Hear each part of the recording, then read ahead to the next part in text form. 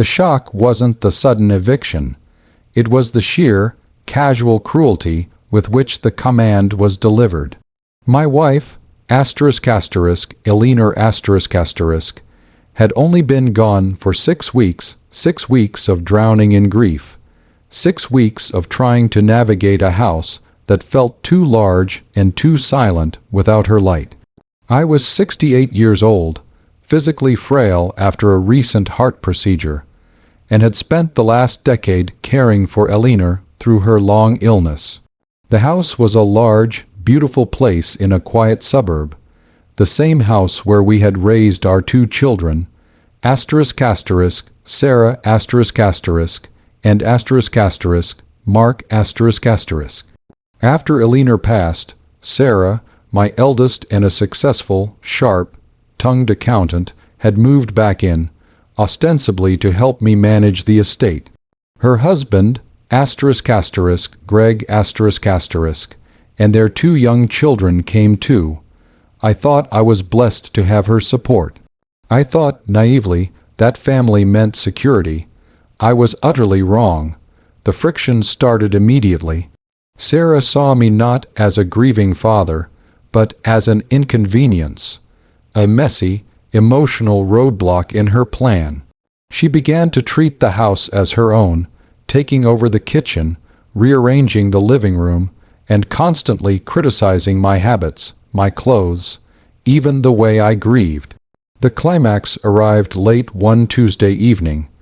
I had accidentally left a single, dirty coffee mug in the sink, forgotten in a fog of exhaustion. Sarah confronted me, not quietly, but screaming, her face red with manufactured rage, standing over me while her husband, Greg, watched silently from the hallway, looking profoundly uncomfortable. "This is my home now, Dad," she hissed, pointing at the mug as if it were a biohazard. "And frankly, you're disrupting the children's routine. You're too messy, too emotional, and too present. Then she delivered the line that felt like a physical blow to my chest, severing the last fragile thread of my hope. You've been useless since Mom died. You need to get out of the way. Go and sleep in the doghouse." I stared at her.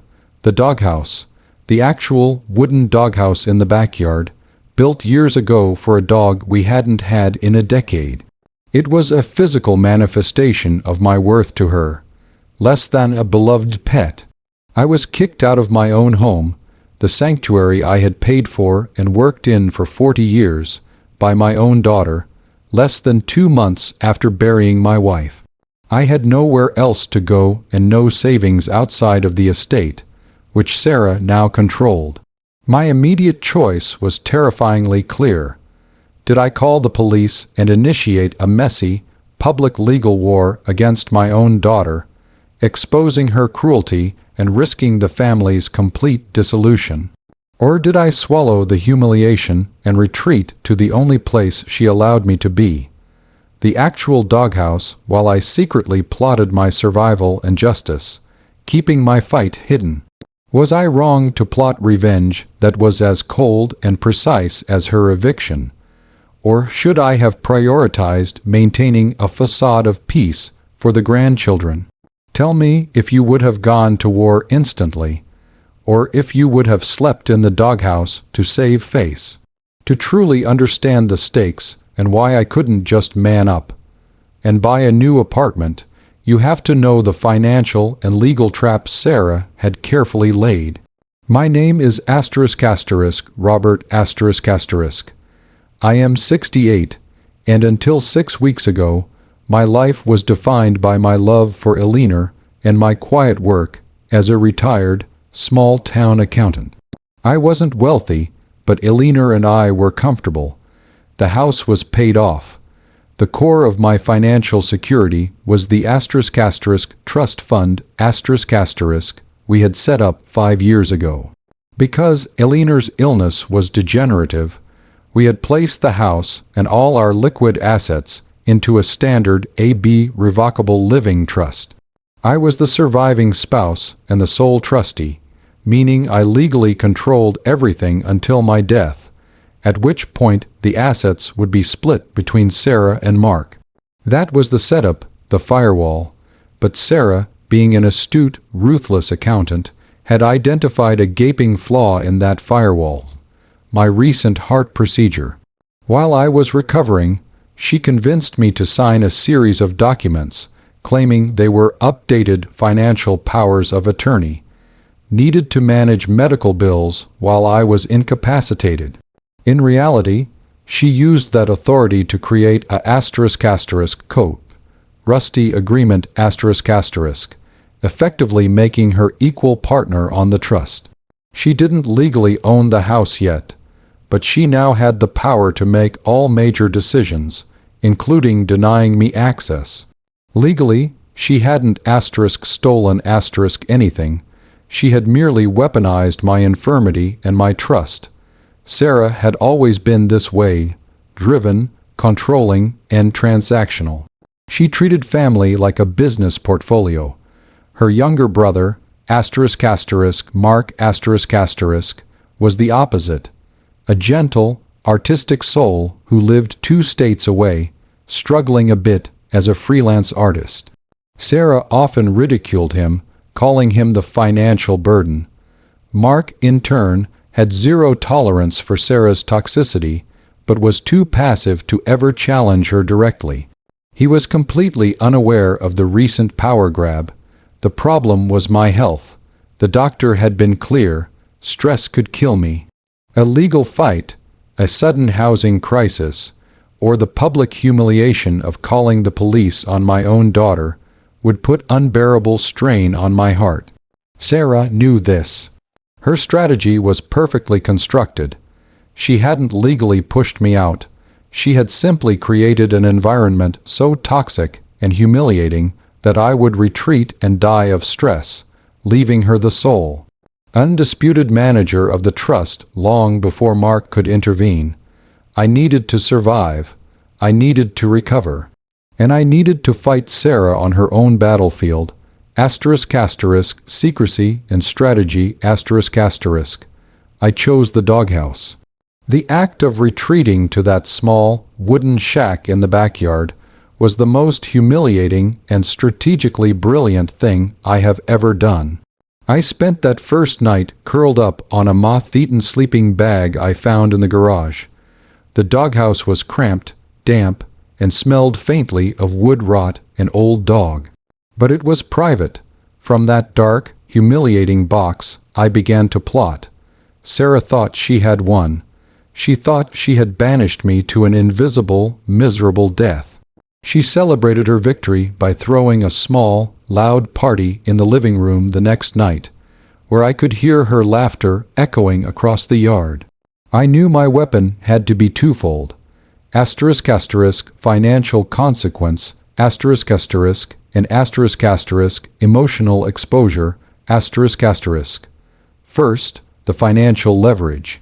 As the original surviving trustee, I still had access to the trust's online banking portal, which Sarah, in her arrogance, had neglected to change the password for. The trust contained a hefty $500,000 in liquid investment assets, separate from the house. My first act from the doghouse was to execute a series of slow, steady transfers. I didn't take the money directly. Instead, I wired small, non-suspicious amounts $8,000 here, $12,000 there, to an old, virtually dormant bank account under Mark's name, disguised with benign transfer labels like quarterly dividend. I was systematically draining the liquid assets, but slowly enough that Sarah, obsessed with her daily life, wouldn't notice for weeks. I was creating a new, separate fund for Mark and me, starving the trust she was trying to claim. Second, the emotional leverage, Greg, and the grandchildren, I knew Greg, my son-in-law, was a decent man deeply uncomfortable with Sarah's cruelty.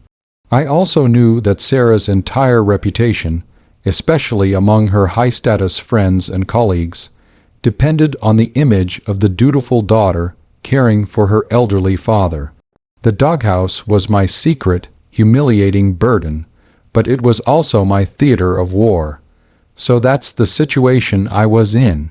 I was a heart patient, sleeping in a damp doghouse in my own backyard, systematically draining my family's trust fund, all while my cruel daughter celebrated inside the home she had evicted me from.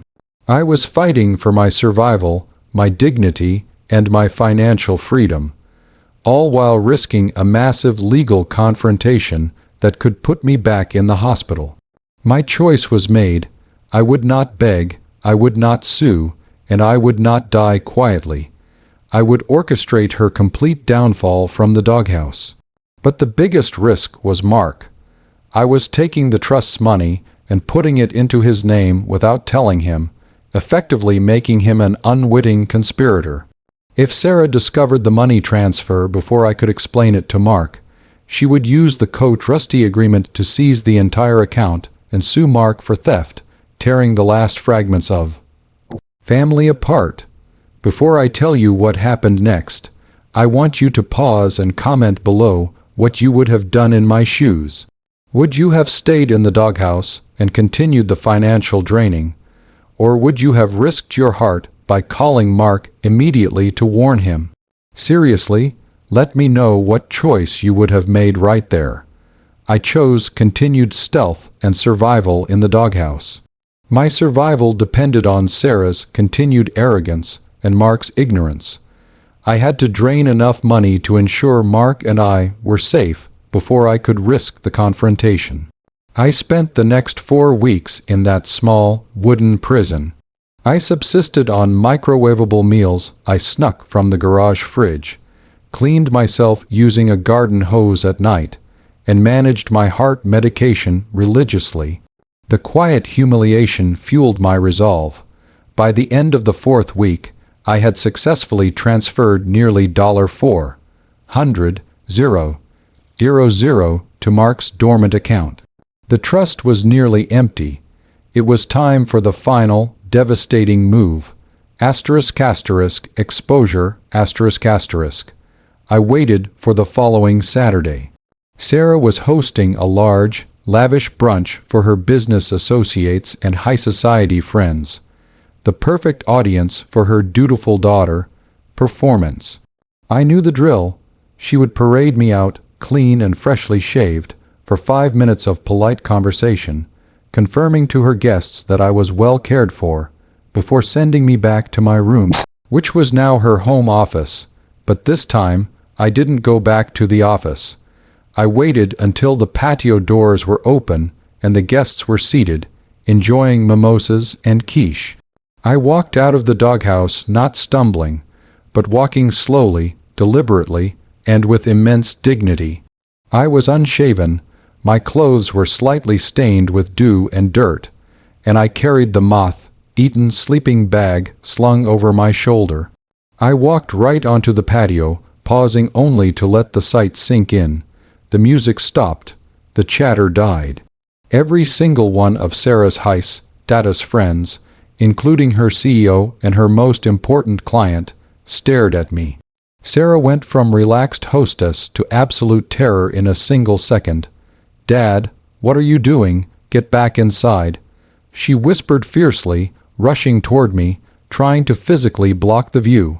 I looked directly at her CEO, a man I had met years ago, and my voice, though quiet, cut through the silence like glass. "I apologize for the intrusion," I said, my tone calm and reasonable. But I wanted to personally thank Sarah for her immense sacrifice in hosting me these past weeks. It has been difficult, but she insisted I stay close to the family, even giving me the guest accommodations she felt were most suitable for my needs. I paused, gesturing to the doghouse with the sleeping bag. "It's small, but I've learned to appreciate the fresh air." Chaos erupted. Sarah's CEO eyes widened in horror. Her client, a prominent philanthropist, gasped. Sarah turned purple, shrieking, "You manipulative old fool, you'll regret this." but the emotional damage was done. The facade was shattered. I then turned to Greg, who was standing frozen by the grill. "Greg," I said, "I need to call my son, Mark. I'm afraid I won't be able to stay for lunch." That evening, Mark arrived. I explained everything to him: the coat, trustee deception, the heart, procedure risk, the doghouse, and the $400,000 that was now safe in his dormant account. Mark, initially stunned, felt a cold, righteous anger. The next day, he and I went to the bank. Using his newly reinforced financial position and the evidence of Sarah's abuse of power and negligence of the trust, which was now technically his trust, we successfully revoked Sarah's coat, rusty status and put the remaining assets and the house exclusively back into my name. The legal reality hit Sarah instantly. She had betrayed me, humiliated me, and nearly killed me with stress, all to gain control of a trust that now contained neither the money nor the power she craved. Her client and the CEO, horrified by the doghouse spectacle, pulled out of all future business dealings with her, citing profound lack of ethical judgment and character. Her reputation as a meticulous professional was ruined by the story that quickly spread through her circles: the accountant who kicked her sick father out of the house. When I issued the eviction notice, a perfectly legal, notarized document, she had no power to fight. Greg, who had watched the entire performance and subsequent ruin, quietly filed for divorce, taking the children and citing Sarah's toxic behavior. Sarah left the house not in 60 days, but in 3. I sold the house. It was too full of ghosts and bitterness, and split the proceeds with Mark, purchasing a small, safe condo near him where I could live out my days in peace. I may have slept in a doghouse for a month, but I walked out with my dignity, my financial security, and the complete, satisfying knowledge that I had used her own avarice and arrogance to achieve her total, justified downfall. I won the war, and I taught her the ultimate survival lesson. The doghouse was my bunker, and I emerged the victor. Like this video if you agree that the doghouse was the perfect weapon. Subscribe for more stories about family betrayals and monumental justice. And please, share your final thoughts on this whole mess in the comments section below. Do you think I should have told Mark about the money transfer sooner, or was waiting for the public exposure the better move? I'll see you all in the next story.